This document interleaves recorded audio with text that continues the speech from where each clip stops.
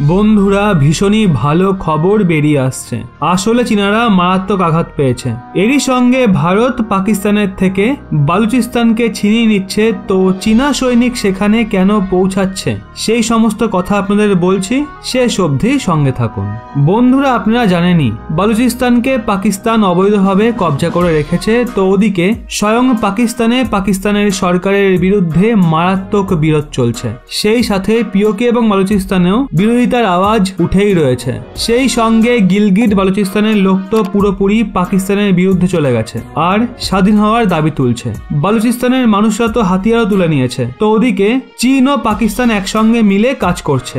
এর জন্য এখন তাদের রাগ চীনের ওপরও উঠছে। আজ্ঞে হ্যাঁ বন্ধুরা, বালুচিস্তানের গোয়াদারে চীনা নাগরিকদের ওপর লাগাতার হামলা হচ্ছে।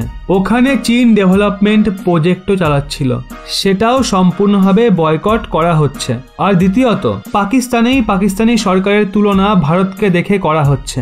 আর বলা হচ্ছে ভারতীয় প্রধানমন্ত্রী নরেন্দ্র মোদীজি ইমরান খানের থেকে 100 গুণ বেশি ভালো, এমনটাই তারা বলছে।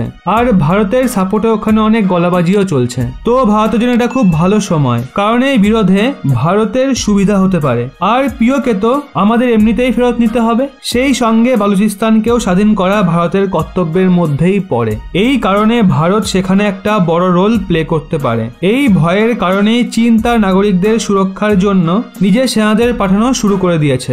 আজ্ঞে হ্যাঁ, চীন তার কিছু স্পেশাল ফোর্সের জওয়ানদের ওখানে গোয়াদা সিটিতে পাঠিয়েছে, যাতে আমাদের নাগরিকরা সুরক্ষিত থাকতে পারে লোকাল হামলা থেকে এবং ভারতের ক্রিয়াকলাপের হাত থেকেও। তাদের এই ভয়টাও রয়েছে যে ভারত ওখানে নিশ্চয়ই কোনো ক্রিয়াকলাপ করতে পারে। সেই সময়ও পাকিস্তান চীনের থেকে সাহায্য পাবে।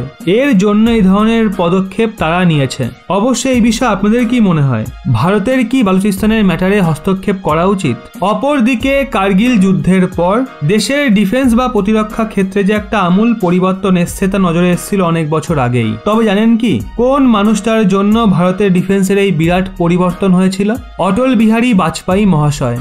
ভারতে এখন নতুন সাবমেরিন তৈরি হচ্ছে। কিছুদিনের মধ্যেই বেশ কিছু সাবমেরিন সার্ভিসে আসবে। কার্গিল যুদ্ধের পর তৎকালীন প্রধানমন্ত্রী অটল বিহারী বাজপেয়ী মহাশয় এরই পরিকল্পনা এটা ছিল যে ভারতের নৌবাহিনীর জন্য 50টা বৃহৎ নৌযান ভারতের মাটিতে তৈরি করা। তিনি 50টা নৌযান ভারতের মাটিতে তৈরি করতে চেয়েছিলেন। 10টা ডেয়ার, 3টে দিল্লি ক্লাস গাইডেড মিসাইল ডেয়ার, 3টে Shivalik class guided missile frigate এবং 7টা Nilgiri class guided missile frigate, 30টা সাবমেরিন, 12টা বিদেশি সাবমেরিন কনভেনশনাল সাবমেরিন যা দেশে বানানো হবে, তার মধ্যে 6টা কালভেরি এবং 6টা P-75I, 12টা দেশীয় ডিজাইনের সাবমেরিন P-76 এবং 6টা নিউক্লিয়ার অ্যাটাক ক্লাস সাবমেরিন যা ভারতের ডিজাইনে ভারতেই তৈরি হবে।